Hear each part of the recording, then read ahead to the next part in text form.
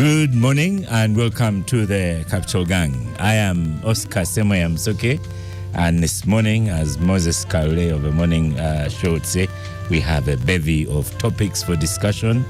Sad news. Ona Pito Komoloit is dead. Unfortunate, may his soul rest in peace. We had him here a couple of months ago, Honorable Katuntu, and he was seated right in that chair. So we have fresh memories of him. So we will discuss that in a few minutes. Welcome to you, Honorable Abdul Katuntu. Thank you. You've been missing in action. Yeah, I've been here for some time. Yes. And Honorable Dr. Agnes Atem, you are most welcome to Gang. Thank you. How is your life lately? Is it a lot better? Feeling a lot better. Feeling a lot better. Yeah. And I've seen you're not walking with a walking stick. No, the stick now we have it somewhere. Yes. That Yes. is very good. Yeah. Agatha with a THAR. You're most welcome to Gang. Thank you. Yes. You'll have to sit in this chair here where there's a direct. I know it's an NRM side, but This is the yellow. No problem. yeah, All no of them problem. will be on this side. Yeah. I don't like the NIM side, but it is okay. Yes. But you're coming across nice and clear. You're most welcome to Gang. Thank you. Thank you, Oscar. Trending topics in Uganda. We have two big topics. The Uganda Law Society, where they're voting. And Abdul, when you leave here, will you go and cast your vote, or you did it early morning? No. Actually, I'm going to cast my vote after here. After, yes. But the whole of yesterday afternoon, I was in Munyanya, where the pre-activities, the pre-AGM activities are going on. It has not been like any other Law Society general meeting before. We are going to discuss it. Don't divulge anymore. Agatha, are you going to go and vote? No, I don't vote, unfortunately. You don't vote? I have never enrolled, yes. Okay. Okay, but you wish them luck. Sorry? But you wish them luck. Yes, I wish them all the best. Yeah. I have a candidate also. You have a candidate. Mm-hmm. And it may not be hard to guess who your candidate is. Good morning, Honorable Semuju. Welcome to Gang. Thank you, Oscar. Yes. Let's begin with, I should say, my producers tell me today we have live on YouTube. Is that correct? So listeners, you could, in addition to listening, go to YouTube. What else do we have? We have an X space, X formerly Twitter space. So you can follow the show using social media, using those platforms as well, or on radio. And radio, you can catch radio online. So Honorable Katuntu, Honorable Semuju, KCCA, the ED, Deputy ED, and one director were dismissed from their work. Was that expected, Honorable Katuntu? And I should say, was that because it is such an unusual thing in Uganda to sack people in government? Yeah, it is. Of course, it took everybody by surprise. To many others, it was a pleasant surprise that some people were being held accountable to their weakness at their workplaces. This Chase incident certainly was one of those instances where people had to take a responsibility. But at the same time, for those of us who are Kampala capital city dwellers, we still think there's a lot of to be desired. And the administration really should be doing better, far better than what it does. You just need to travel to any other city and see that we have big challenges at KCCA Hall. The city itself, in terms of infrastructure, in terms of traffic management, in terms of hygiene, literally anything that can go wrong is actually wrong in Kampala capital city. However, I don't know whether this sorts out the problem, because the other issue which I have come to note since my time at KCC, when I was in charge of the local government accounts. No. I was local government accounts committee, and the KCC at that time was a local government. There are so many challenges in that place. Actually, the Lord Mayor currently was my member on my committee. He took that decision to go and stand as mayor because of what we were seeing as a committee. At that time, it was, I think, let his soul rest in peace, Savannah, who was the, was he a mayor or chairman? Mayor. And really, that's when, there was this bonanza of land giveaways and so on. Corruption at that place is just terrible. I mean, people have come to accept it, that it is the way of life at KCC. Matters are not helped so much now by the conflict between the wing of Kampala Capital City and then the executive director's wing, that is the technical committee wing. The legal regime governing KCC is also quite complicated. One, it does give the constitution, give management of Kampala to the central government. Yet, Kampala has gone its own local government, headed by the mayor and the road mayor, and also headed by the road mayors. Between the central government and the local governments, whether at Kawempe, Ruvaga, Nakawa, call it, and the central government, there's a political conflict and contest.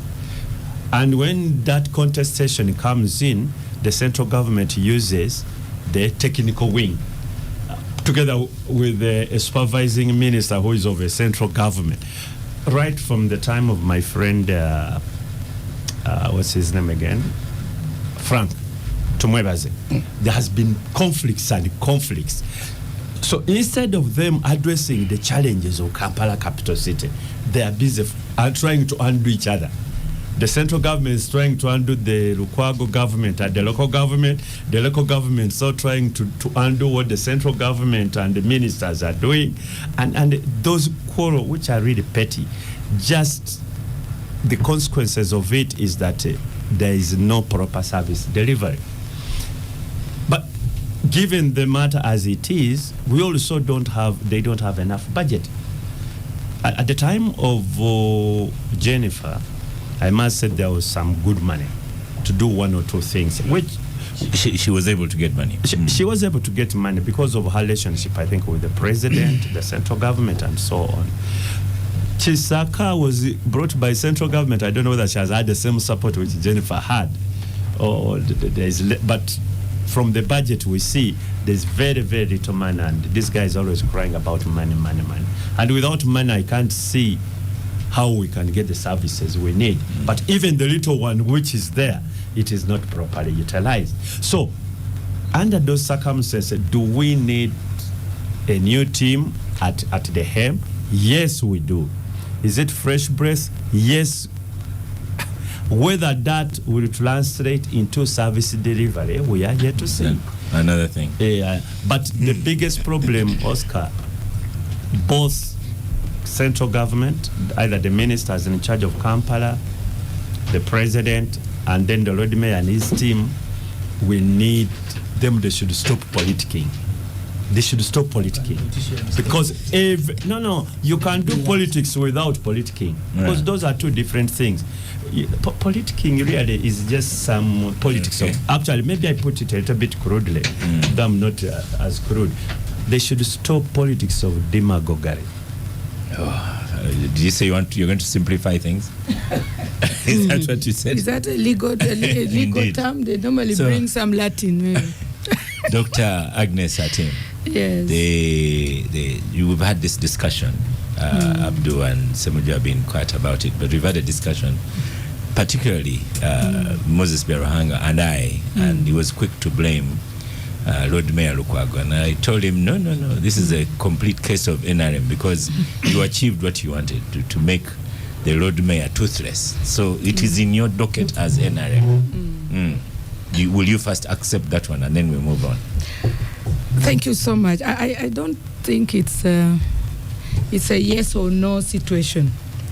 But I think first things first, that the country should applaud His Excellency the President for acting. And I think when we are joining, you are saying that is unusual. Yeah, you nearly said finally acting. Not finally, no. He has been acting, but he acts in a more professional and decent manner that people don't see. But this one, the country has seen that the president acted at the right time and on the right issues that affects people. The other thing also is that people should appreciate that the NRM government is there for the people. And so when there's any cry out there, the president takes responsibility. And for me, the sacking is just showing leadership and also showing that people have to be held accountable. And the issue of KCCA, which should have been actually an example for the rest of the other upcoming cities, is one thing that our people in civil service should really note, that business is not as usual. And there's this thing that you're pensionable, is what? Permanent and pensionable. So our civil servants tend to have that mentality that when I'm in KCCA or what, I've been appointed by the president. Usually people struggle so much to be appointed by the president. When they get that appointment, somehow they have that in their mind that we are permanent and pensionable. But this is showing you, I think Dorothy was appointed not so long ago for the new term. This is now the appointing authorities telling you that it's not about being permanent and it's not about being appointed, but it's about providing services to the people of Uganda. So for me, I think as a government and as a party, we applaud His Excellency for acting and also for the country to appreciate that action that has happened. The other thing that my colleague has raised a little bit, I've also been in local government. I was a chair of the Finance Commission of Local Government. And my experience there for the 4 years is that there is a lot of disconnect between central government and local government. Now, KCCA sees themselves as actually not. I think in local government, we were even saying, why are they being really independent? They should have been part of the Ministry of Local Government. Now, what you see there is that the independence, the financing, that normally it's always the first thing that we don't have money or budget and all that. I remember this financial year that has just ended, my colleague and I, Honorable Semuju, we gave some substantial money for the portals. Remember the portals that these guys brought up as an exhibition? Yeah. Somehow government responded and we put substantial budget. And remember when NAM was coming? Yeah. No, I think for me, in my opinion, was substantial. 6 billion. But even if it was 1 billion, the issue. Our problem is when you say substantial. No. Given the sort of issue, magnitude of the challenge. The issue is money is always only. Actually, to me, was tokenism. That we need to accept as 1.5 kilometer of paved road. That's what No. What I'm saying. Sorry, don't use the word. For me, my point that I'm trying to bring is that even during NAM, there was money given to KCCA to address the road issue. We saw that. But there were specific roads. There are specific roads, but they were in KCCA. So for me, my word substantial was not actually meaning only the 6 billion, but any other monies that were provided within a very short time. What I'm talking about here is about how do we hold our civil servants or our government, presidential appointees accountable. For me, even if it is 1 billion or if it is 1 shilling, for me it is only. So, and for me that is the issue of accountability, is the issue of governance, and also it's the issue of how we respond to issues that comes as a disaster or any other thing. And I think it's something that we may have to delve in a bit more. That is not so much about an individual or maybe the three individuals, but it's about the system. It's about the system established, and you're appointed and you're given your roles, and there are issues here, and it is about questioning what did you do and how can this be done better. Agnes, I can hear your struggle because you are putting words together and so on. and because she usually speaks very well. She usually speaks very well. So what is it that I've not spoken very well? I understand what she's saying. Now I'm from leave. Maybe I will catch up slowly. But what is it that I've not spoken very well? You see, the problem with my friend Semuju wants me to stand here and say there is no government. But there's a government. There's a president, and very active, by the way. No. You could give reference to Mabati people who are still in office. No one has sacked them or dismissed them. I told you. You'd say the president is always working. The president works in a very systematic manner. Who knows? But Mabati, there was an action. Did you see the two ministers responsible back in cabinet? No. And the others? So what other action do you really want? Just appreciate that my president does things in a very systematic, professional, and a very patient president that everybody should appreciate. For him to pick a pen and really tell you to go home, he would have tried all options to keep you there. That is the other best part of it. Yeah.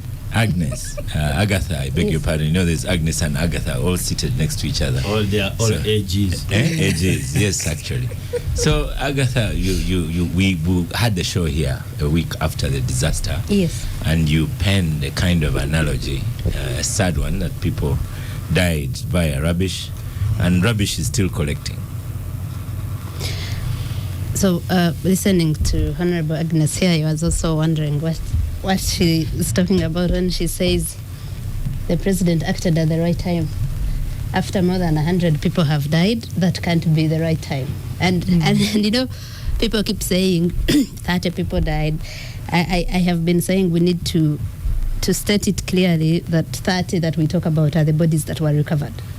And this is from a circumference of not even a quarter of the entire place. I think you were here. There was an expert who came and told us they'd counted houses, must have been minimum of 96. Yeah. You remember? Yeah. Yes, and it was 7 a.m., so each house must have had an occupant at that time. So when you say that the president acted at the right time, after more than 100 people are dead, I actually think 200, because there are those that didn't occupy those houses, that were just recycling people in rubbish, and they were the majority there.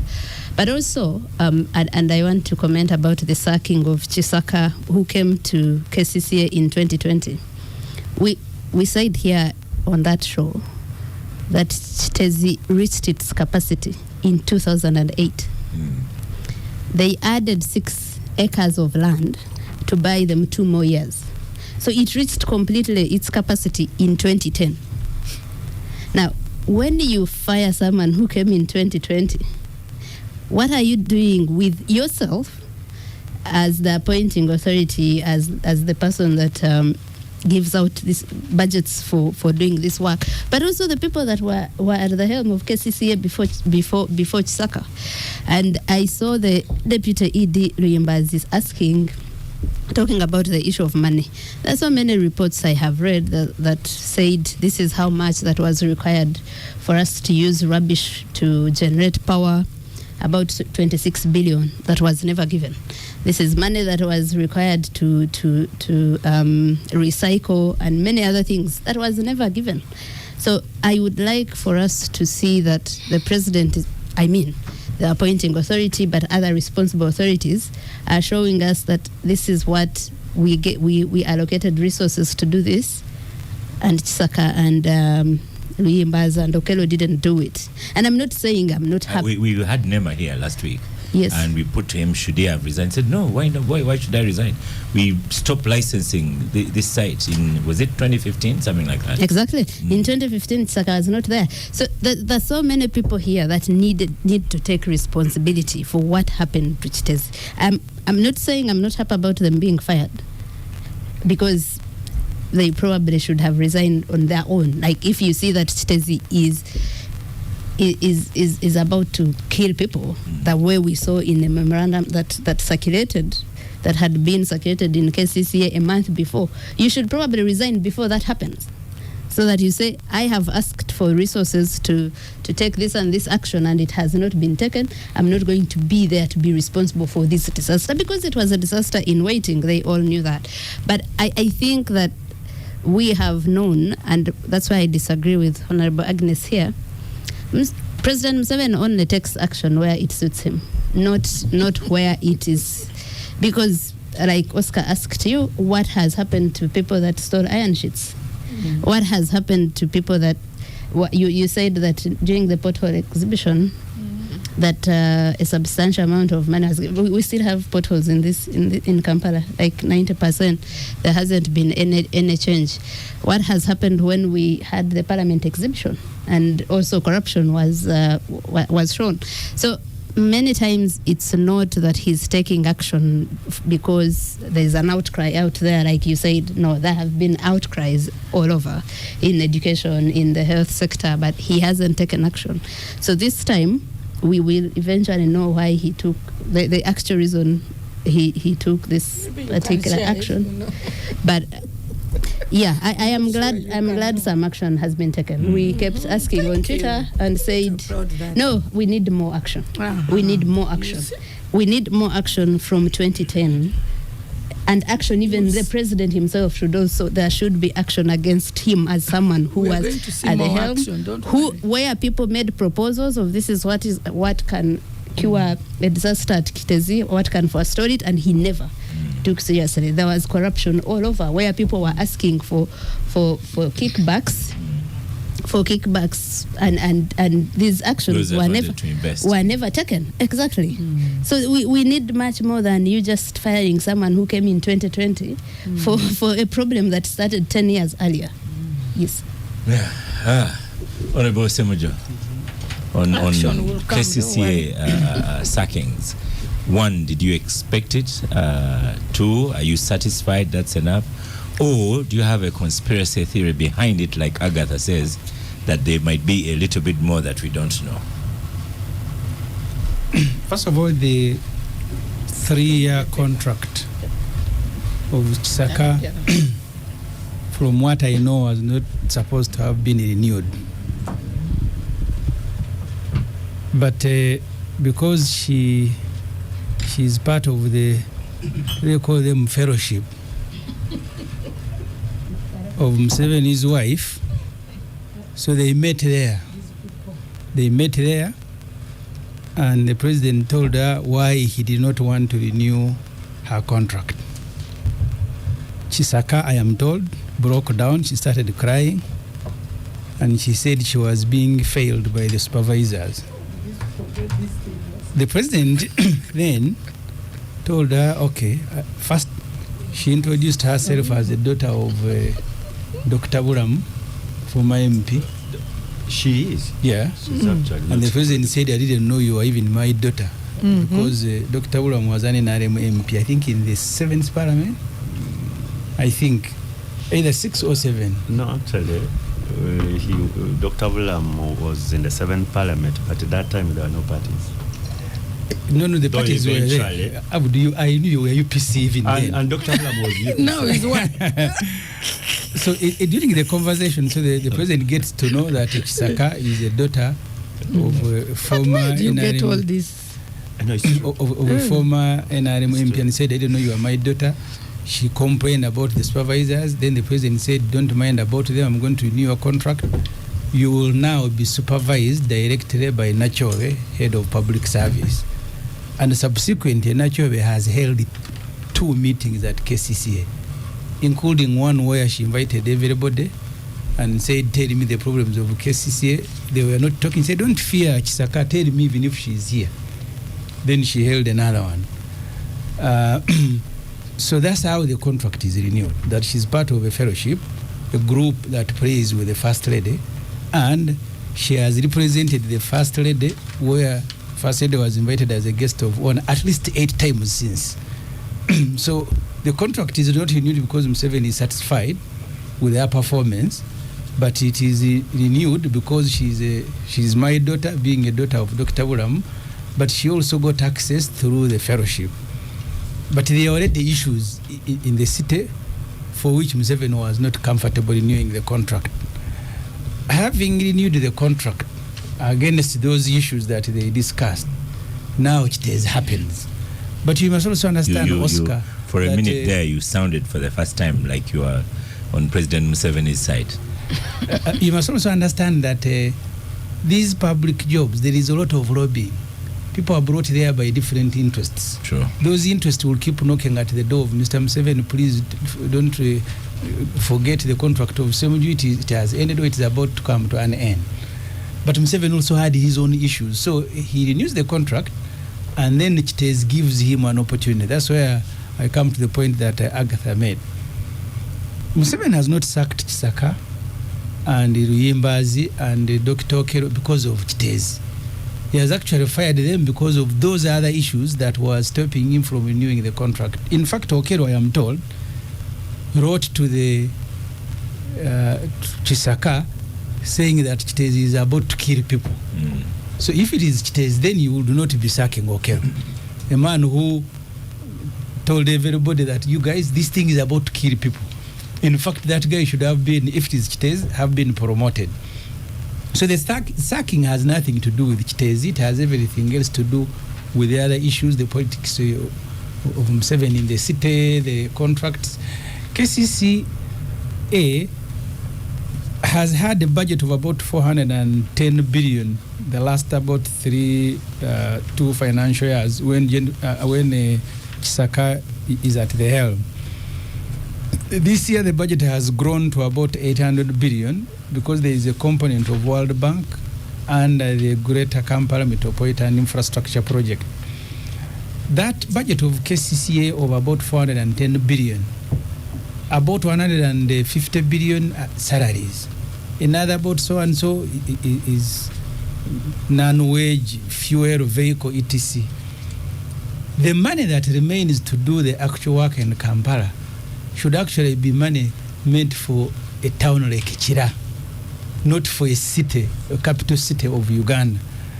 This financial year, KCCA submitted a request of 60 billion to decommission Chitezi. They say they need about 23 billion, and then to put the infrastructure in Dundu, in Mukono, to decommission and then begin using Dundu. The government of Museveni provided 1 billion. Later on, when the budget committee... 1 billion. This is 1 billion towards the 60 billion. Yes, they wanted 60 billion. And they gave him 1. To decommission Chitezi, they said they needed about... because they needed to stabilize Chitezi. Because walking away would not stop a disaster like it did. Said we will now go to Dundu. We need to buy machines to go and make Dundu ready.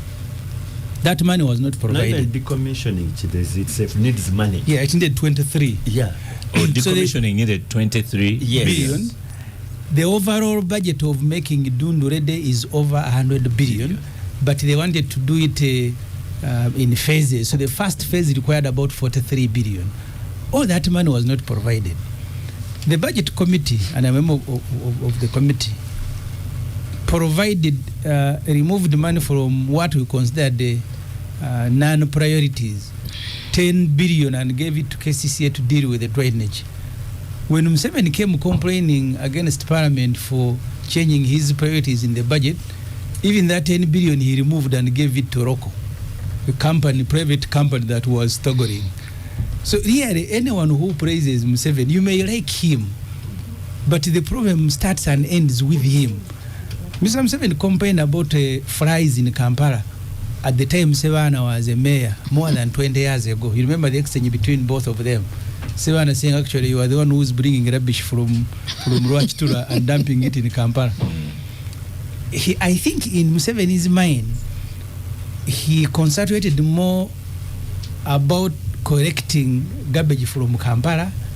He didn't follow the process where this collected garbage goes and what happens there. If he passed by Kampala, drove on Kampala Street and they were clean, for him that would be okay. he only realizes, because I am told after Kitezi even asked, how did the people settle there? So that's when he now realized that actually collecting garbage from Kampala is a percentage of what you require to do as a government.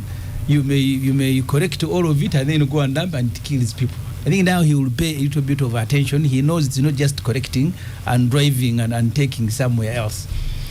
So the sacking, I said, Oscar, has nothing to do with Kitezi. It has other issues. But the management of Kampala, because you see, Kampala has two main problems. The management, Abdul has spoken about it, the quarreling, the multiple centers, each person driving in his own direction. But it also has a problem of budgeting. Because you see, a capital city, which is the face of your country, and it has no roads, and the money is not there. Oscar, you need to look at each road in Kampala. We are now going to do roads just because the World Bank wrote to government and said we need to decongest Kampala. World Bank, not that government went to World Bank, but World Bank came to government because it is also present here with the offices. After their research, they say we need to do roads in Kampala and Greater Kampala Metropolitan.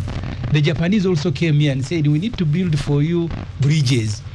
So this city survives on handouts. So a city that survives on handouts is like a street child.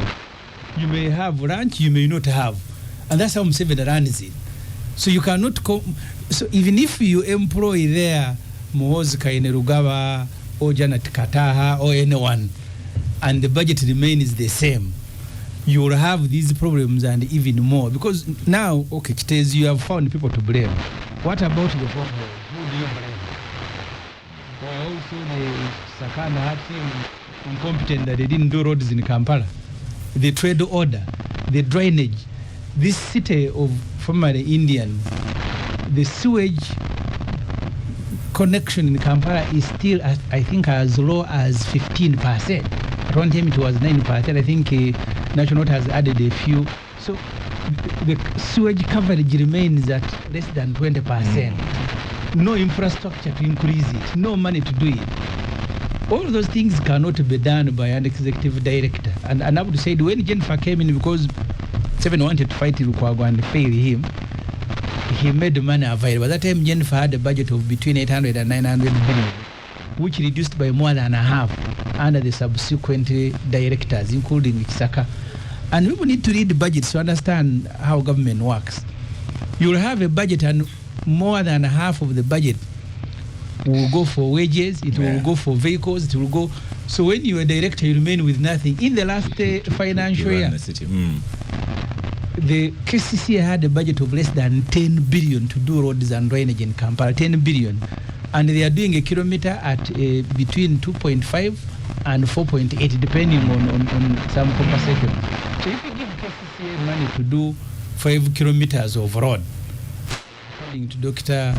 You know, when you talk, substantial. They forget that there's a lot of other that is sources of that is substantial funding. Budget outside the budget.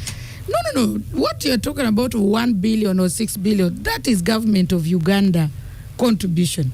But you've just talked about the World Bank. You've talked about the Japanese and all that. They are specific.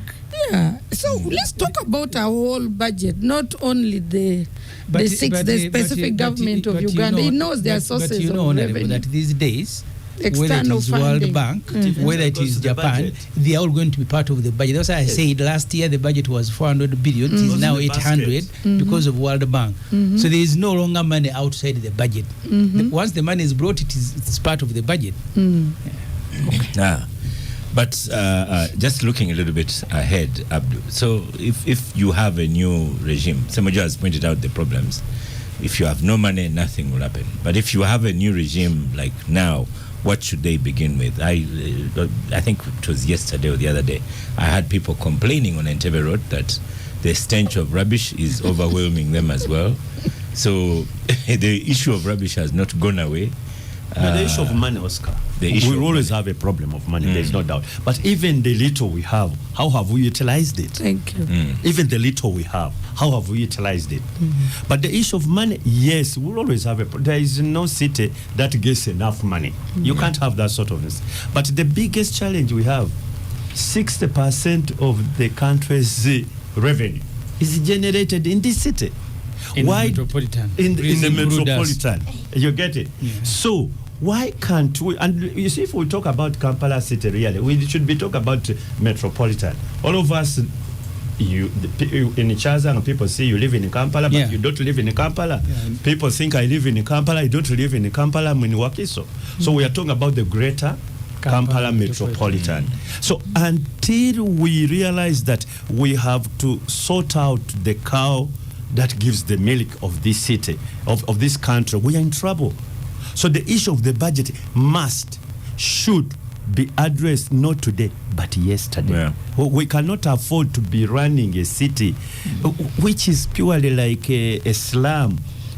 You know, you just drive to Kampala city and you are welcomed by coffins in Katwe and Sono Juakali. I mean, what sort of impression do we give to anybody? Just, you know, that place as you live and so on. These days it is on your departure. When you're coming in, you don't see Okay, it is coffins. coffins which are telling you bye-bye. Thanks for visiting Kampala. So really, to me, I haven't used Katwe route. Is that large pothole still there? No, that's what they did. They patched it up. Not that they did, but they patched it up. I think that is one of the holes where this Agatha has put a banana what? Banana stem. Yeah. It was so bad. But even then, Katwe has remained Chibuga Chabagana. You're going to Parliament on Monday. Yeah. And you're a powerful person in NRM, PLU, all those things. You are there. I was not. Have you ever had me there? Yeah. But, pardon? Wasn't Piero you disbanded? Don't worry. Those things will... They'll be fine. Don't worry. They'll be fine. Yeah. So Agnes, what on the floor of Parliament, what should parliamentarians be doing about KCCA? What should NRM parliamentarians be saying about about KCCA? I think there are about three things to note with KCCA or any other city. I live in Greater Kampala as well. And I think in terms of budgeting, we don't need to assume or blame government or parliament or any other responsible bodies. No, that every budget of Uganda is about KCCA. No. We have a government of Uganda budget and it has its priorities. So many, supposing now we close all the hospitals and we come and work on KCCA. I don't think that's the right budgeting that Agnes, should be happening. The government took over KCCA. That's where the issue is. Yes. If it hadn't taken over KCCA, maybe the discussion would be different. But government took over KCCA. No, but that's what I'm saying, that budgeting, there's always a prioritization process. Now, when we see government putting that as much money as they have put, that is what the government could have raised in revenue, because budget is about revenue and expenditure. You're not going to expect government of Uganda to put all the money in one KCCA. Yes, it's a priority. Yes, it's a big problem. And my colleague, Honorable Katuntra, has just mentioned that even the little that we have, couldn't we have done something better for Kitezi? Even with the little. Yes, we needed 20 billion or something, but the little that we had, was there anything that could have? For me, I thought that is where the discussion should be, because there is no way, even if you go to US or New York right now, you're going to see garbage everywhere, systems and all that. So every city has its own challenges. For me, the discussion should be around, with the little that we have, how have we implemented, how have we executed the little budget? And then, Doctor, you need to understand, there is a unit cost.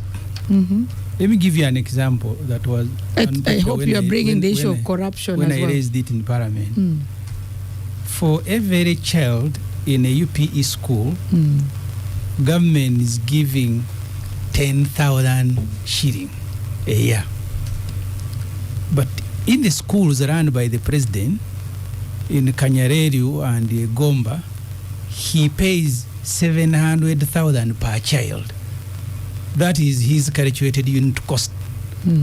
So, by a miracle, you can have a child of 10,000 a year performing. But if they fail, whether the money is stolen or not, first of all, you are not meeting. So you need to look at, calculate the unit cost to run a city. If the unit cost is 60 billion to Duchtes and Dundu and you provide 1%, you cannot blame anything else. You know, for me, Oscar, I'm not so much a blaming, pointing finger kind of person. I expected that this discussion was going to be about what can we do. A shared responsibility. That's the question because I put to if you. Everything is about this one man, Museveni, one man about... Unfortunately, all the three of us are members of parliament, and we have a role to appropriate the budget. If that money was there, why didn't we give it? It is not there. Museveni removed it. No, the revenue, even that 10 billion, would it be enough? You've just said you needed about 50 billion. For me, I think... This is what I put to you. Yes. That what are you going to do? What is the NRM side going For to do? me, the first thing that the president has done to remove this executive is to tell you that even the little you have, use it well and also be professional in the way you do your work. Secondly, there is very high corruption, not only in KCCA, but the whole country. How much is it a kilometer of road? And you can... In KCCA? 4.8. Exactly. Is it the same in other cities? Like it is not, right? That is corruption. That's what we are saying, that even the 1 billion, can we also do the right thing with the little that we have? So if we were talking about, can we make sure that as leaders, we hold our civil servants accountable, tighten the gaps where corruption come in? If Tanzania or any other cities around in East Africa is doing a road at maybe 1 billion or something, why are we doing 4? And why are we not asking questions? Why didn't we even ask that, Dorothy, that why are you doing this one at 4, but we have learned the other side it was this? Doctor, I think, you see, let us look at what case the Lord Mayor and the Council, they have been asking this question. They even came to Parliament. So these sort of questions have been asked for a very, very long time, including the time when I was chairperson of local government accounts, which is over 2 decades, or a decade ago. So to me, you see, as long as, let me tell you, as long as you have that conflict, power centers, nobody really is responsible, you will have this problem. Because under the constitution, KCCA, the Kampala state is supposed to be under the control of central government. So the question you are asking who? Are you asking the central government and ourselves as members of parliament? It is a rhetorical question. Because remember, we have also an oversight role. For me, what I want us to get out from this is that a country as Uganda has systems of governance. Members of parliament have an oversight role. I'm even glad he was a chair of the committee. So for me, I think we should find a shared kind of solution. More information. Yes. Moses but not this thing of Museveni. No. Can we? If Museveni leaves now, say Mujo. No. If you become a president today, would you give 1 billion, 100 billion, or whatever in KCCA? They ask me for 60 and I give $1 billion and I blame them. And then you close all the hospitals? I think as leaders, let's see a better way of managing our country, and we have responsibilities. Let me give you a For me, that's message. what I think. Here's a message from Moses Biaranga. It says, government obtained a loan of 1 trillion from the ADB for repair of 100 kilometers of roads. Madam Kisaka appeared many times on Negang talking about this project, but implementation has been so slow. Thank you. I hope Semuju knows this. Thank you. Yeah, but it is not Museveni who should come and sweep the roads. You remember the roads in Namamvi? They have been under construction for the last 15 years. Is that Museveni? Yes. It is a person given responsibility. Museveni has given you a job. You don't do that. Go and do the right thing. You don't do that. Do not steal the little money Oscar, which is there. Oscar, for me, I don't without think appearing anything, I think my sister, doctor, should get this clearly. The English people said the buck starts and ends with the boss. With the boss. You see, if you're heading a corporation It's- and things are not going well in that corporation, you as managing director of that corporation, you can't run away. Say, by the way, I appointed the procurement officer, so he's the one doing the things correctly. I think you need to look at it that way. Okay. That some of these, because for example, to sack an ED, who can do it other than the president? So, have the things been going on well at KCCA until Chitezi, or we all know, including you and me, that things are not going on well? And if they have not been going on well, what have we done as responsible officers, including the chief executive of the country? So I want you to look at it in that light, not necessarily that people are saying Museveni. But now President the chief executive Museveni has is the told chief you are executive. not doing the right thing, go home. I'm bringing Thank you, somebody thank you. else. But everybody is That happy alone, with you that also, decision. you see? Everybody is saying they are happy. Thank you. Okay. Let's get Agatha to close this out. For you that want to find us on YouTube or Capital or X, formerly Twitter, go to Capital FM Uganda. And on Capital FM Uganda, the YouTube link has been pinned there. Agatha, you close out the KCCA topic. Should have been Agnes. To close it out. So I think I agree that Honorable Agnes today has struggled. Struggle how? Yeah, because when you're talking about budgeting and saying that you guys are MPs and you should have allocated this money, when recently, just this budgeting cycle, when Parliament tried to reallocate funds to other areas that, okay, some they thought were critical, others were for their benefit, the President returned the bill, right? And that bill, everything went back, money for that they had allocated to ROCO went back to ROCO, and this is ROCO that was given 270 billion in 2022, being added more, removed from ambulances. So Honorable Agnes here knows that the budgeting in this country, Parliament is supposed to just rubber stamp what has come from the executive. And I think there is a problem with the law there that, the budget is the president's budget. So I don't know how Parliament now, which has the allocation role as well, how they work on that together. Because ordinarily you'd think it comes from the executive and Parliament reviews it and says, no, here, the priority should be here. Because you cannot, Honorable Agnes, you can't say that the priority, you saw people going to die at the hands of cheaters and you didn't think that was priority. And you thought buying cars, giving billions to State House or whatever other things you do are the priorities. We know that there's no money. I mean, not enough to solve all the problems.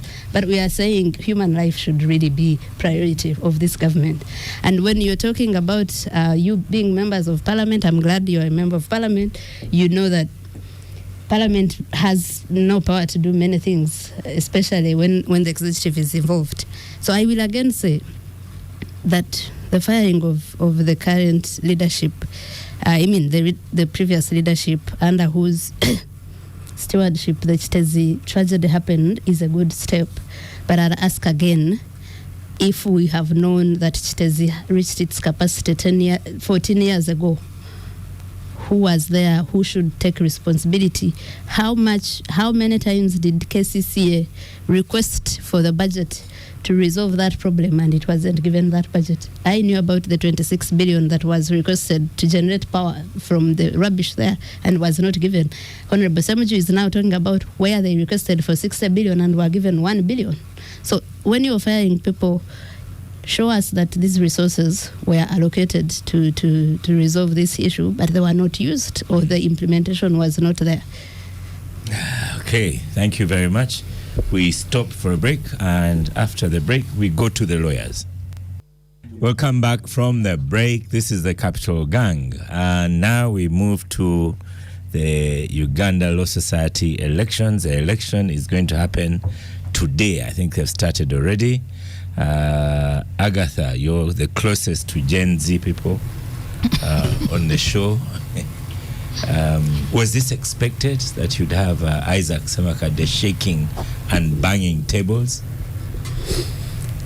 You know, Honorable Agnes said we shouldn't, said she will be surprised if we blame Museveni for that as well.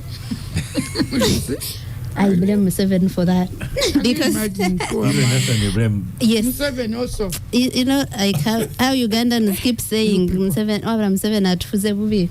Because when you find yourself, I am seeing the lawyers, those who are voting Semakade are saying, but he's better devil. We this country, we have been now forced to settle for the lesser evil. Always. You are always saying, like, we don't deserve better. We just deserve a lesser evil in everything.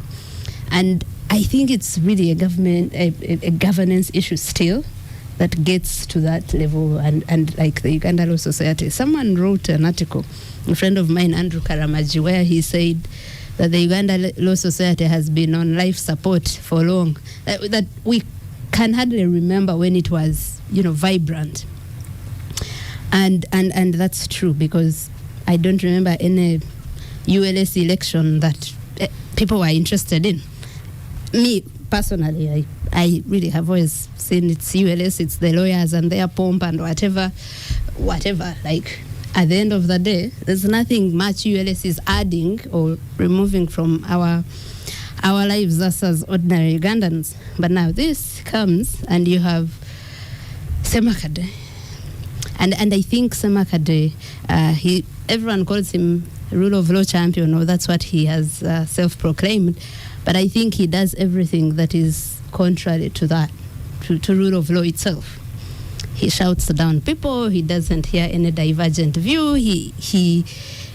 I have seen him make outrageous accusations, and this is, I am conflicted because I've been at the receiving end of those, and I'm saying, but lawyers are supposed to have at least some basis of I am saying this, and he wrote to funders saying that you people don't have accountability. No, actually, when he wrote, now he didn't write about accountability. That's the strange thing. On Twitter, they were talking about accountability, and I was asking, Semakade has run an NGO for 10 years. Over 10 years, I think. It's called Legal Brains Trust. There's no day he has ever come on Twitter and displayed accountability. He knows how accountability for donor money is done. So when he's demanding for accountability, I try to ask, so what exactly are we dealing with? Are you saying it's illegal to get money from donors? Are you saying we got money and didn't do what we were supposed to do? Are you saying... But when he actually wrote to them, he didn't raise any accountability issue. He said that we are a threat to freedom of expression. That because, I think he used an example of some cartoons drawn by Spire, but also responses from Godwin, because he's thinking we should be attacked and accused falsely and people don't respond.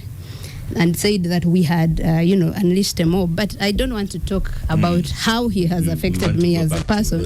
I'm talking generally that for me, a person like that actually is a threat to that rule of law. But how have you decided to blame President Museveni for that? Exactly, I wanted to hear Sorry? How then do you decide that you blame President Museveni for the creation of Isaac Semakade? No, but like I've told you, so the lawyers have found themselves in that position where they are saying, but if we don't vote Semakade, then who? They kept saying, what is the better choice? And those who asked me, because I don't know the other two candidates, I think one withdrew. So they have been...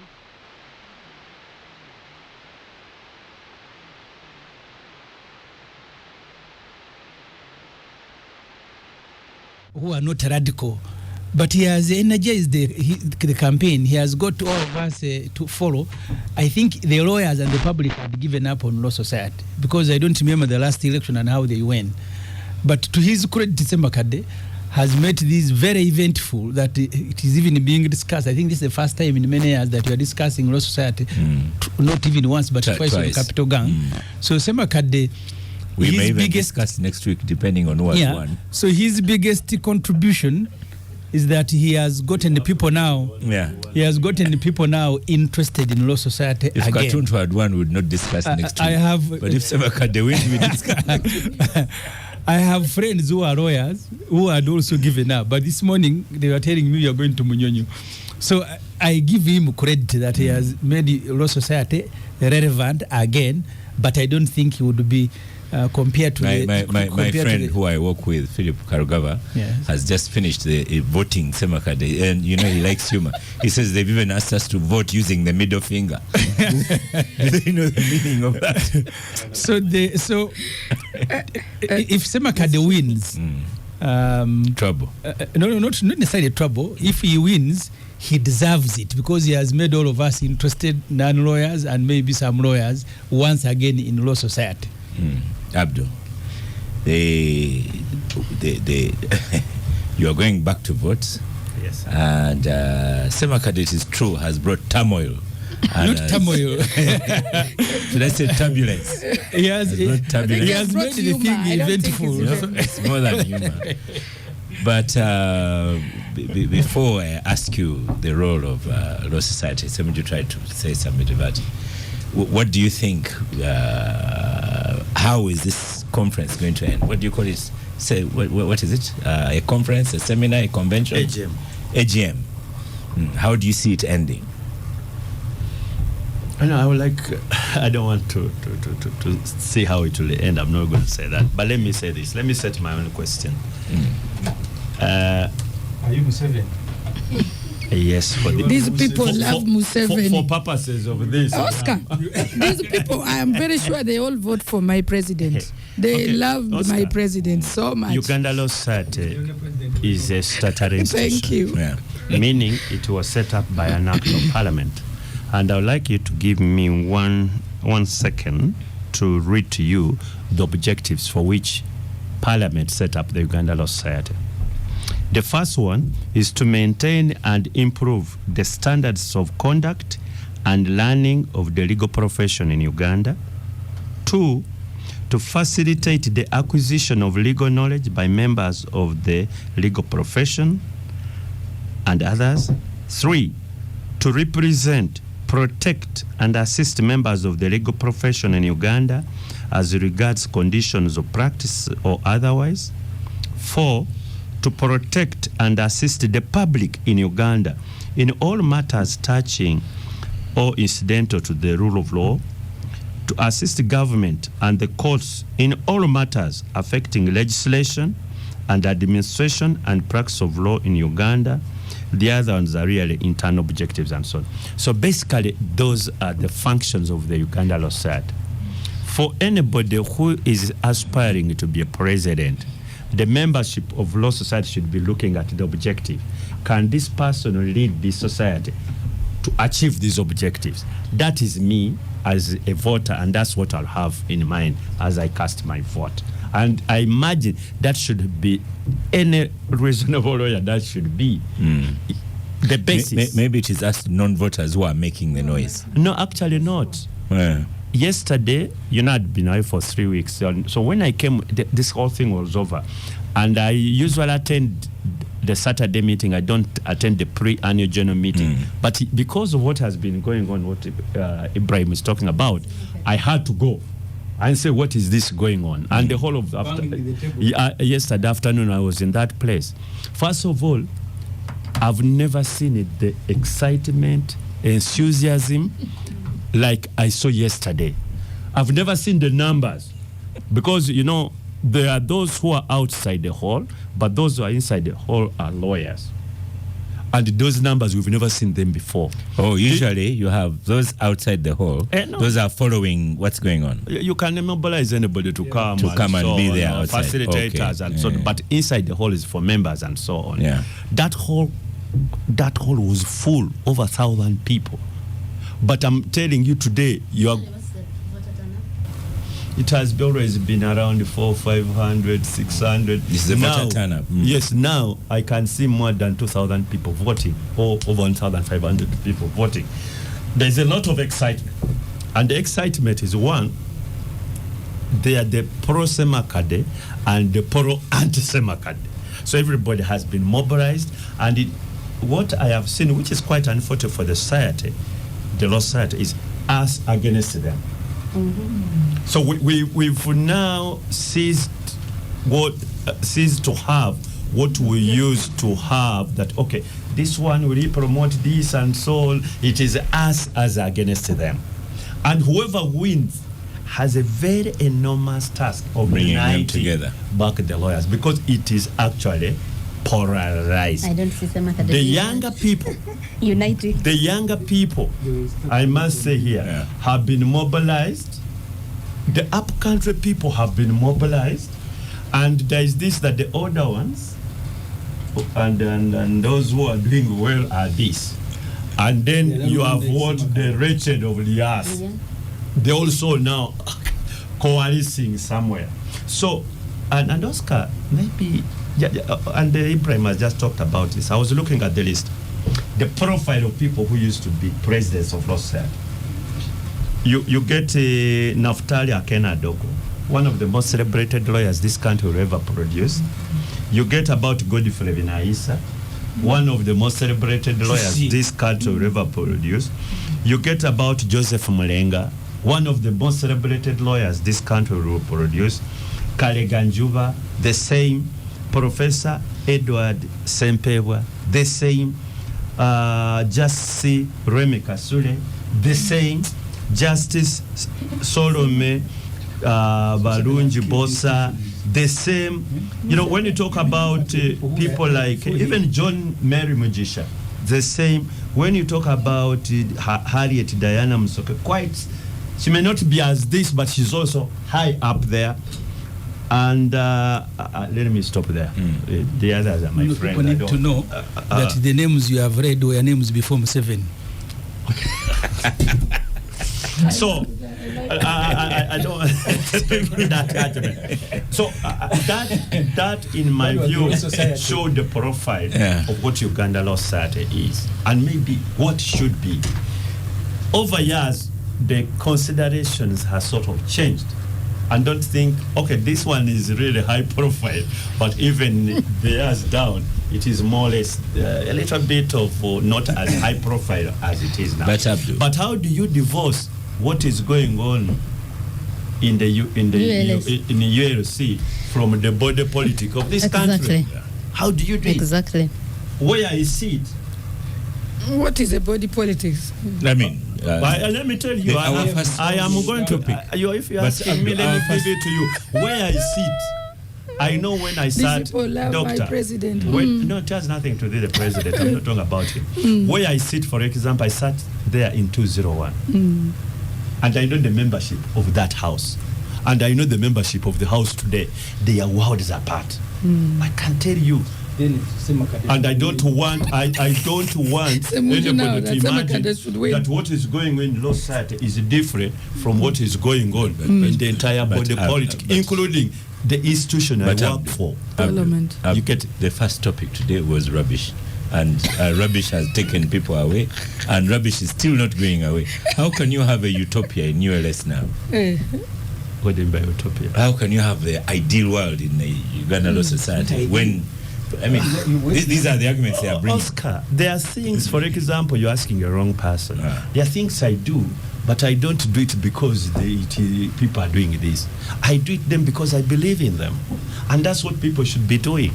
Others are the ones who say, well, the ideal is that one, but for us, we shall live in the ideal. We shall do the not ideal because of what is going on. But that's their choice. They can afford to do that. Okay. So the point I'm trying to make, Oscar, what is going in the law society is not any different from what is going on in the body politic. Whether you are talking about lawyers, you are talking about members of parliament, you're even talking about the journalists.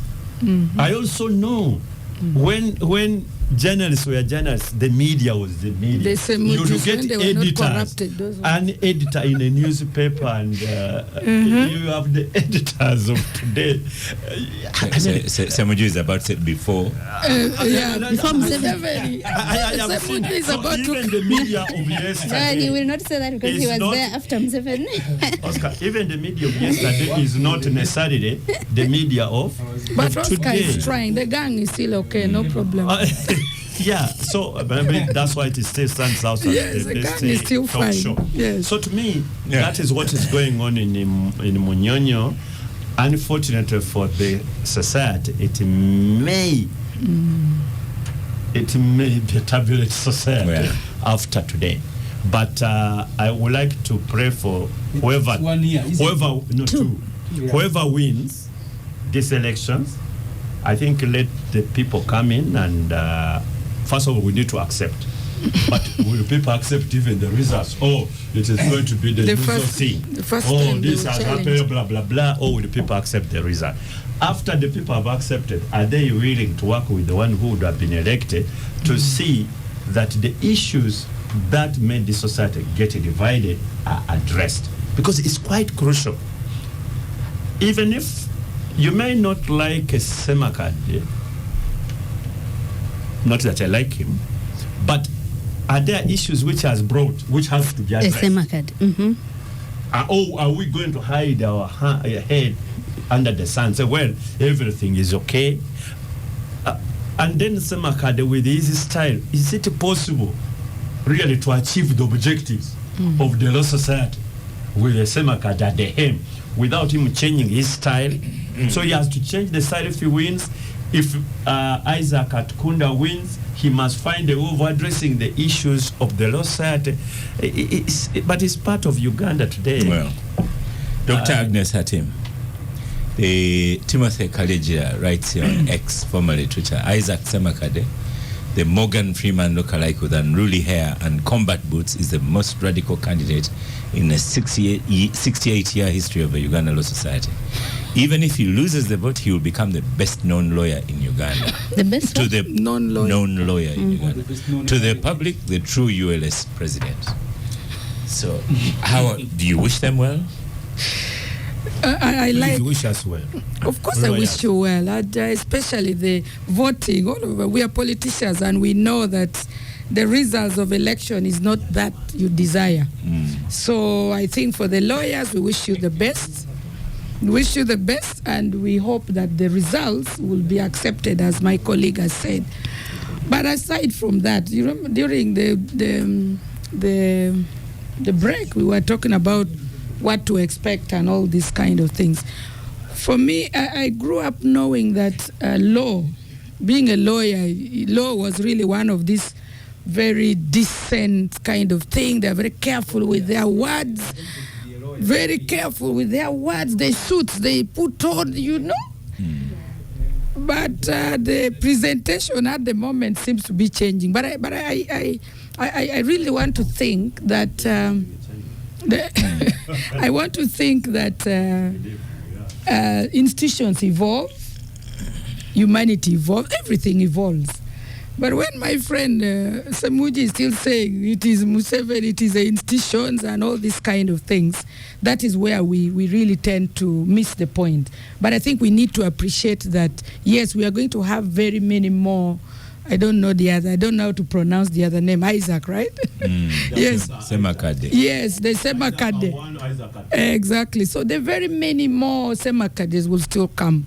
I think the best thing that needs to be done is that the law society needs to focus on the institutional foundations and the principles and objectives that my colleague has just laid down. Irrespective of an individual or what, we appreciate that leadership styles are different. Maybe for Semakade, that's how he wants to do it. He wants to be radical, he wants to look the way he looks and all that. But is that style going to deliver the basic principles for that institution?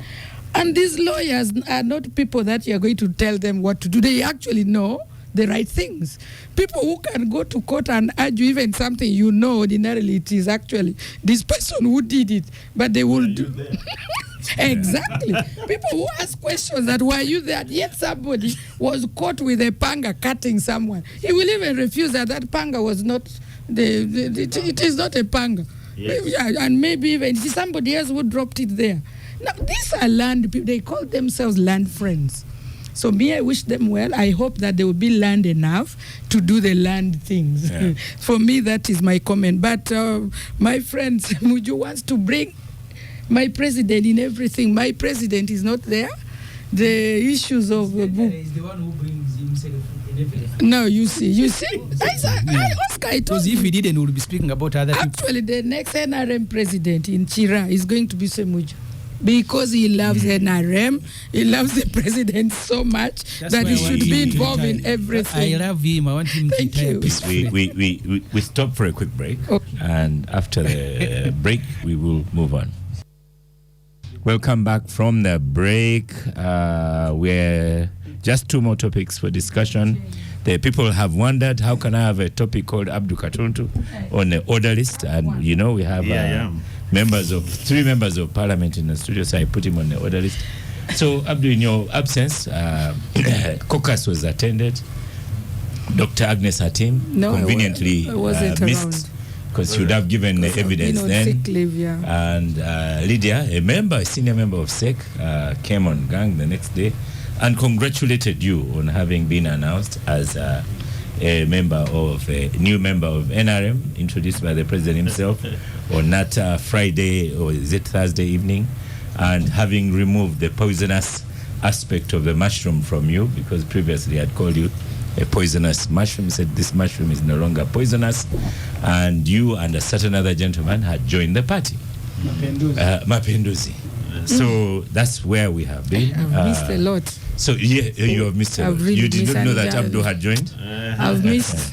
So the first questions were, why would you join the NRM party? Because NRM people are leaving the party and Broad-based going party. to PLU. So, but for you to come and join NRM, you'd have to have strong reasons. First of all, it shows you the level of mediocrity of today's press. And I'm really very sorry that it came out of my brother Ibrahim's paper, because you see, ethics require, if you are going to write about somebody, ask him for his side of the story. Then you can come up with a headline. So that's what happened. First of all, the facts are, one, I never attended that meeting. That's number one. I wasn't there in that meeting. But also, that meeting was about rationalization of government agencies, where the president had called members of the NRM caucus and some independents they talked to have a common position about the bills coming. And I can also tell you and confirm that since the beginning of this parliament, the government talks to me about some of their positions. Why? Because I'm an independent.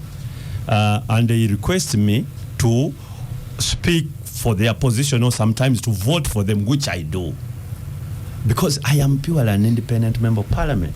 But for someone to say official, it is now official. Of course it cannot be. One, even the law bars it. You cannot officially join any other party before 6 months to the end of that term, except when you are ready to lose your seat, which I am not ready to lose my seat. And in any case, I have not yet taken that decision. When I went to ask for my mandate in my electorate, to my electorate, I told them, I want to be an independent up to the end of the term, and that's what I'm going to be. So the Observer wrote the paper and the headline, and then everybody on social media and so on, which is okay. But if you are a beautiful girl on the village, everybody would wish to have you. That's not a big deal. And you can't apologize because you are beautiful. This beautiful August has not the problem. How many men always coming? That is okay. So until you eventually the beautiful girl in this case is you. You eventually make a choice and so on. So that is exactly factually what happened. But is it true? Even the position I hold today as chairperson of the committee, I was designated by the NRM. Even the other position I hold as a member of the Pan-African Parliament, for which you see most of the time I'm away, I was also designated by the NRM, and the NRM organs vetted me. So do I work with them for parliamentary business? I do, and I have no apologies. And any independent member of parliament should do that. There is no reason why I should not work with a sitting government. You either choose to do one thing, you talk to them, or you talk at them. Others have chosen to talk at NRM, have chosen to talk to them. And then there are issues where we agree and there are issues where we don't agree. So there was nothing like a membership, but agreeing and talking to the NRM, that is true. I do. Agnes had him, so he's not in your party. But he's about to come, don't worry. Everything indicates so. He's designated by the Oh, party. thank you so much. I really want to thank my colleague for having that issue really cleared on here, because like he rightly said, and we observe in this country, is that the media fraternity seems to be losing it, as we were talking about other institutions, that they pick issues. I'm not a journalist, the senior journalists are here. But this one came from Lydia Anyoto, sat in the chair where... No, Lydia would be in my position. She made the declaration. For me, Lydia would be in my position. The moment I see, because that's how we are, we know that this was NRM caucus meeting, but we also know that independent members are invited, and we've ever had. And depending on what statement that was made there, I wasn't there in the caucus, I would also be excited, really. Like she's really a beautiful girl, as he has mentioned it. And we are out there to get them. Semuju, next time I will invite him personally for the caucus meeting. So as a party... But Semuju is not an independent. As a party, would be very happy. Do you know that these Semujus, even when there is a state house function, and there's a president for everybody, they don't want to go. I wanted you to make a correction. Semuju is not an independent. He's not. Though he has been chased from his party. So to go to his party headquarters, he needs a will. He has not been chased. He's not, but I'm telling you that the issue here is that as a country, we need to start being matured in the way we politic. We also need to start looking at a progressive kind of politics, but not this one where when you are in opposition, you should not even cross in front of State House. That is not politics. It's not about pleasing somebody. It should be about an engagement, the way my colleague said. If it is an issue of national importance that is about rationalization, and you are called upon as a member of parliament, irrespective of your party, you should be able to give your views. But we have reached a point where there's this one party, the polarized NRM is here against the other. Ask Agatha. That's here. not how we are going to develop our country. Yeah. Agatha, you're on microphone. So why would someone join NRM anyway? Did I ever tell you a story of how Florence of Bukoto? Yes, Florence Namayanja. Yeah, one day said in the Legal and Parliamentary Affairs Committee, telling Honorable Tafi, said, Tafi said, I have told you to join NRM, and Namayanja said, why would I join a sinking ship? Tafi said, it has been sinking since 1986, but it has never reached the bottom. I would join it. so maybe if you said it has never reached the bottom. If you want a sinking party that will never reach the bottom, like will continue sinking but will never hit the bottom, NRM is the party to join, because others are they there? And they did. We were talking about Honorable Semuju's party here.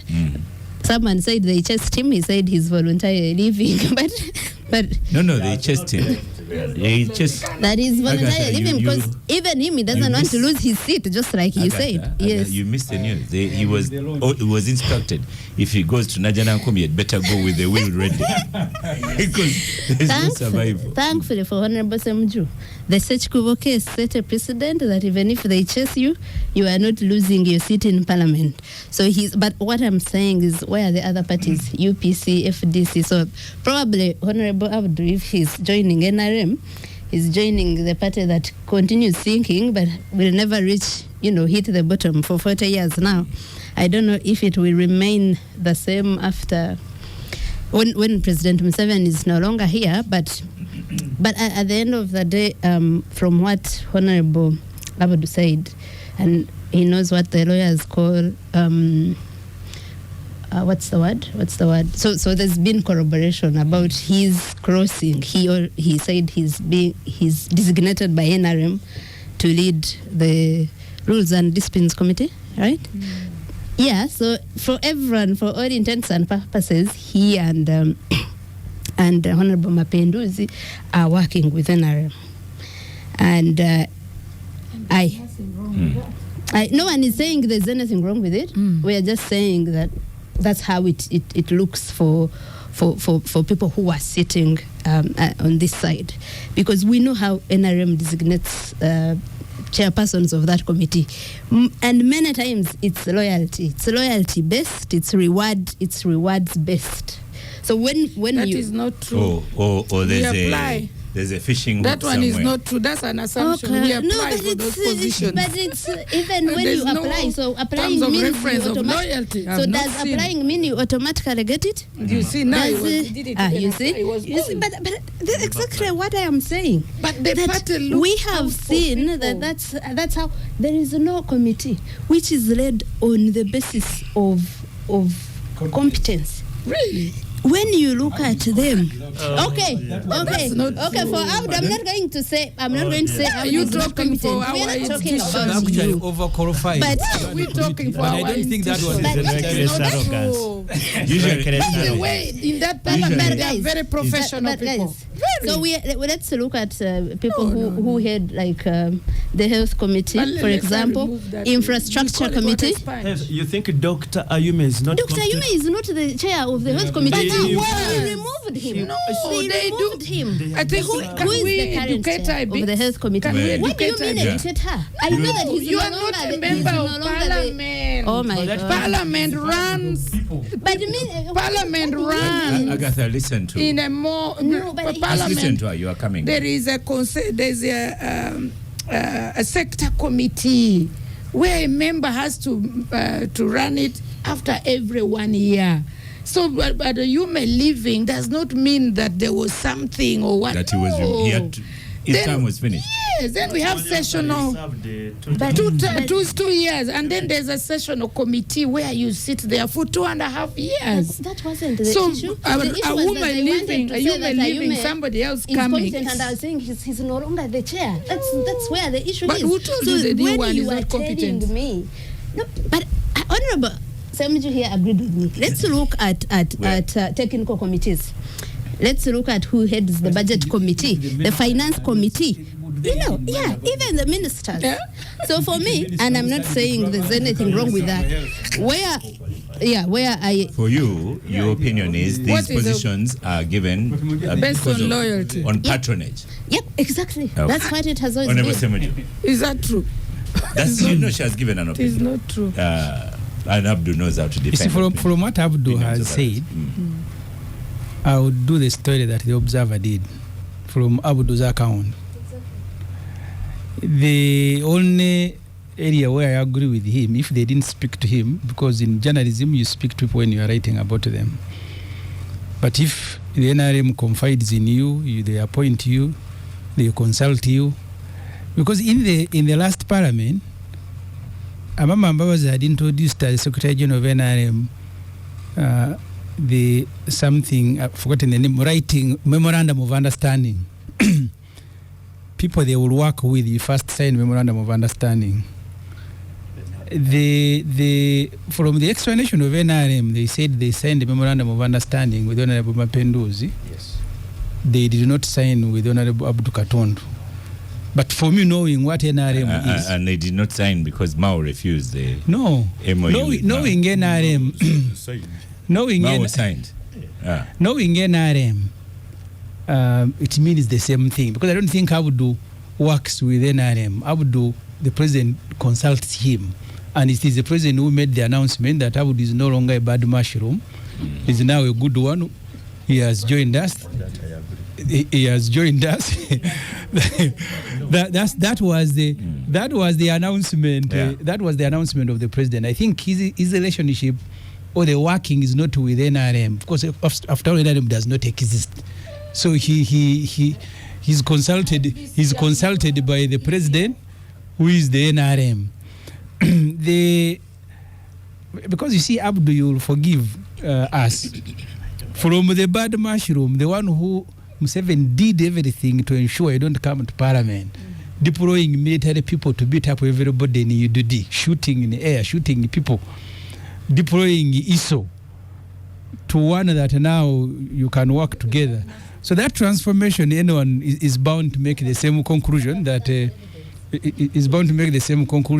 observer made, especially because the meeting was a closed meeting where the president announced that you and Mapenduzi had joined. But subsequently, to have a member of the NRM Central Executive Committee coming to Gang and announcing, actually, I don't know why NRM people you remember Oscar? I had refused to go for Capital Gang of State House. You remember what you told me? I don't know if you'll be offended if I said it here. No. Because I told Abdu, I'm not going. I mean, Oscar. And he said Museveni will think that you have feared him. That's what motivated me to say, how can I fear Museveni? Now I am going. But I had refused. What happened that day as we were leaving, after recording the program, Migereko was a minister of lands then. He hugged me and he said, thank you for seeing the light. Just because he had seen me, just going to State House means exactly that in the mind of all NRM. So, Dr.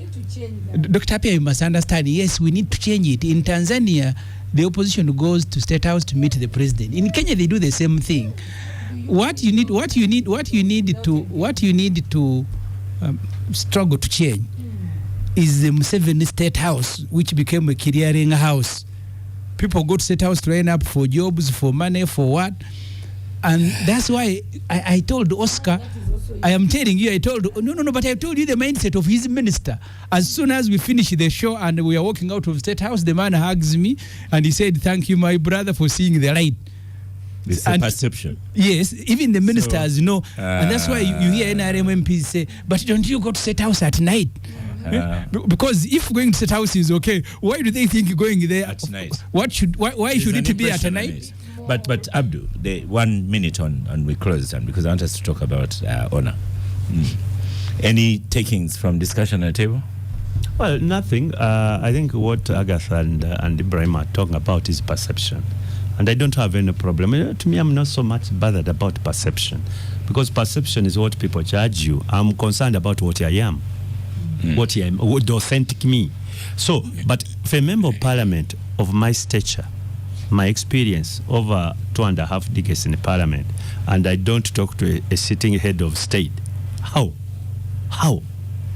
For a head of state who does not talk to a person who has been in parliament for 23 years on parliamentary issues and so on, I think that would also be a big mistake. I am here as a Ugandan, and let me tell you, we had the same conflict as I go off the microphone, Oscar, when I was in a forum for democratic change about loyalty. You see, whether you are loyal to the country or you are loyal to your party, and where is the line of when you say with this one I cannot. Any issue which in my own view is a national issue, I'll talk to everybody. And Ibrahim, you know this. You remember when in the 8th Parliament, Professor Ogenga Latigo was developed, and an issue came about deployment of Ugandan troops in Somalia. FDC said over dead body they care, and so on. So what the then Minister of Defense, who was it? Is it Kionga Mama? One of them, Kionga. He sat with Latigo and actually gave him the details of what they are going to do or what they have done. And Latigo, because he said, okay, who can I share this sort of information with? Who will understand why this country is taking this decision? And it doesn't become a political issue to go on the radio, say blah, blah, blah, and so on. So he talked to some of us, say, look here, this is what is happening, including actually what you would think it is state security. But that took a very responsible Minister of Defense and a very responsible leader of opposition, which happens even in developed economies, developed countries like the US and so on. Today, just imagine that boss, he'll even have say, look here, Senyonyi, we must sit and talk about this, but it may, it certainly may not be possible. Yeah. So, okay, that's traditional. I don't mind who, but that is what it is.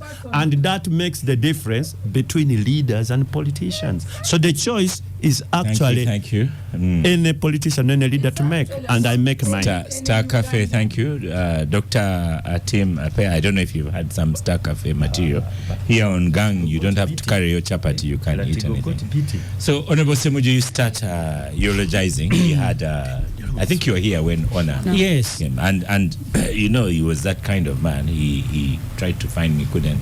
Then he told the producer, Patricia, that I'm coming to Gang on Saturday. And he said, yeah, please. And previously, he'd been talking about his book. And this was barely 2 months ago. And yesterday, he's gone. I said when Onapito was here, he taught me for 2 years when I was doing journalism at Makerere. And I told him when he appeared here that he was my best lecturer. He said, and I told him, I'm not saying it because you are here. He was one of the best lecturers in the mass communication department. He's been in the media. I went to work for Monitor when they had just started the Crusader. He was formal. He grew up from a peasant family, but he became a little bit aristocratic, formal. If you're not careful, you will not understand Onapito.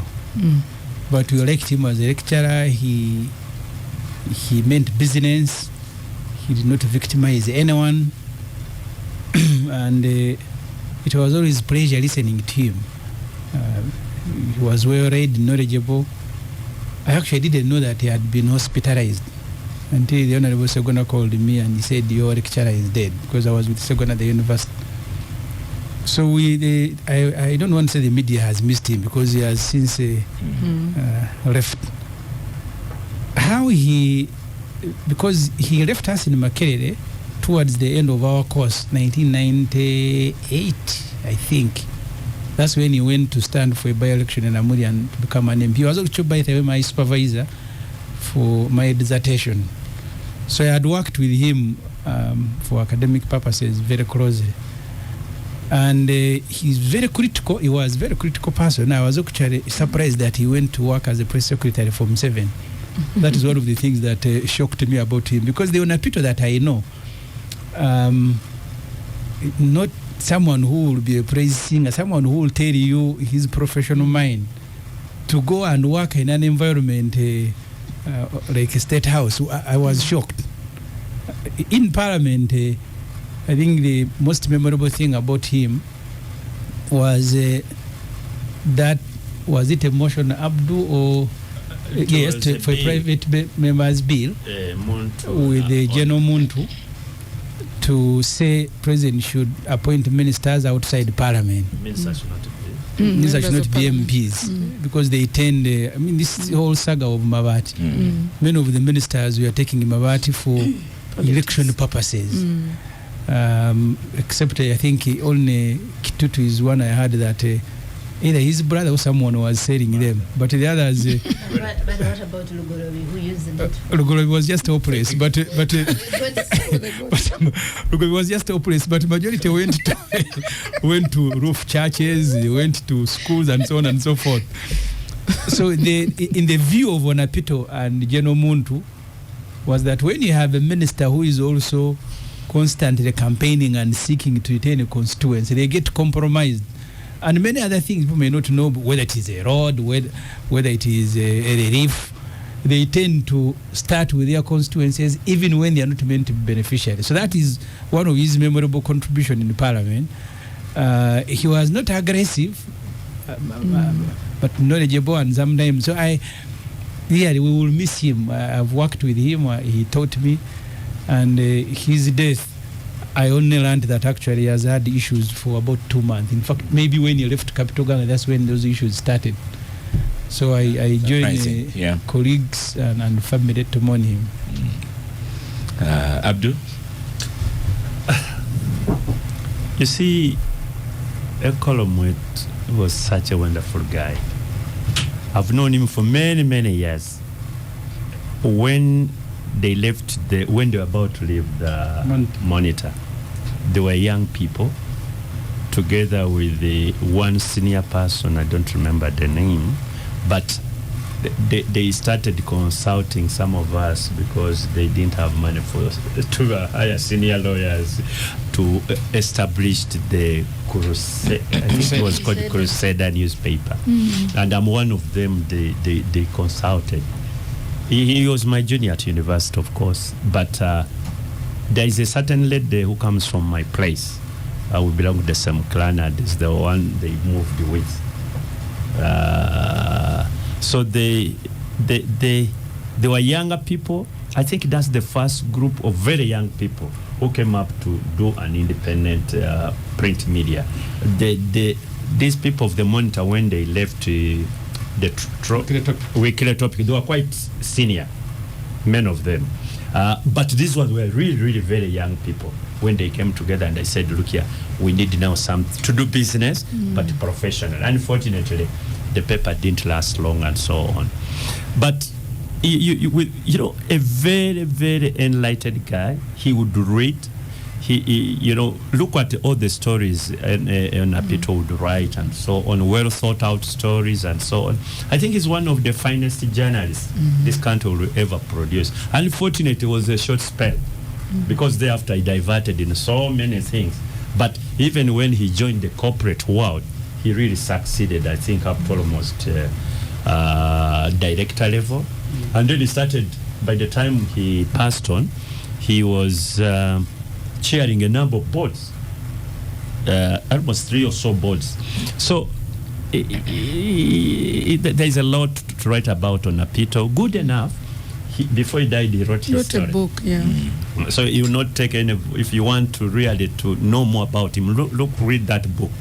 Somebody from a very, very humble background, and stories when he joined his brother. There's a story when he was in a taxi tout. They call them touts, these ones who go in the matatus and they are picking money and so on. He also did all sorts of jobs to survive and be what he is, what he was. There are not many people who rise that way. But it tells you that in Uganda, everything is possible. There is a dream. You can achieve it with hard work. You can achieve it. And that's what Onabito is. Let his soul rest in peace. Dr. Atima. Thank you. Thank you very much. Very unfortunate that we lose such a person at this very critical time. I personally didn't know him personally, but I followed him a lot, and I read a lot of his article, and he really brought out these very professional and neutral views, and he would also give alternative views and all that. So it would be very difficult for you to know where he actually stands, and I thought that was very, very good of him. The other thing that I actually haven't got his book. I think I'll get his book and read more. But yesterday there was this clip that was being sent around when he was handing over at Nile Breweries. And then I think he gave a testimony of leaving government and going for private sector. And for me, I think that's very instrumental, that we need to learn that even if you're in government, in State House and all that, you not handing over. Now want to put your own words. You can leave government and go for private sector. Exactly. So that's what I mean. Now for Sebuji is taking you it said back you can to... leave government. I apologize. So you have said you can leave government. No, I'm saying... Anyway, that is Sebuji for you. But one thing that stood out really for me, I think it was in NBS very recently. And every other time he's on a show, he would really talk about institutions and systems working for the citizens of Uganda. And I think for me that is what should really be the main issue for all Ugandans, that let's make institutions and systems established by government work for the people of Uganda, other than blaming government, and yet you've been given a position. That position has policies, has terms of reference, and has things to offer. But you find that they say, oh, I was not given money. I mean, so I really applaud him for that. May his soul rest in peace. Okay. Oh, really? Agatha? You're on this panel here, you're still the active journalist. Any influences picked up from Onapito? I never experienced him as He's a Gen Z. as a full-time journalist per se, but I used to appear with him on the Fourth Estate on NTV. I appeared with him on the Fourth Estate a couple of times, and here once, which is my recollection of him just recently. Must have been a month and a half ago. And when we were outside there talking about his retirement, he was so happy about his retirement and telling us to come to Teso and see how he's breathing fresh air and no longer, has to be in the chaos of Kampala. And, but he was the same guy who is always calm. Whenever he's, some of us become very passionate when we are talking about these things, but never, like, there's no day when I have sat with him on a panel and he loses his cool over anything. Always calm. He was always calm, and also like the way he was moving from one thing to another. So he wouldn't have been those people, the culture in Uganda where people insist on keeping positions or gatekeeping, as they call it here, like how he moved his career from journalism to parliament to State House, but still, left State House to go to UBL where he has really done so well. I was really shocked and saddened by his death. Yeah. May his soul rest in eternal peace. A closing message here from Ivan Okuda. He also has on Twitter, on X, formerly Twitter, kind of despairs. Says, as someone who talks to people across Uganda's political divide, I can tell you the Uganda Law Society election will partly be shaped by the political atmosphere prevailing in Uganda today. It's the worst time to be seen as pro-establishment. You will find yourself in the same place that Kenya Law Society did in the struggle to reform Kenya from and after Arap Moi. I want to thank you for your presence on Gang today. Hey, that Dr. is still Ivan. No, It's finished. No. Has ended. The show has ended. Thank you so much, Dr. Agnes Atima-Pea, for Gang today. Thank you, Agatha Atwaire, for Gang. Thank you, Honorable Semuji, for Gang. Thank you, Honorable Katuntu, for Gang. Star Cafe, thank you so much for powering the Gang. I am Oscar Semoyam Soke, and I shall see you next week.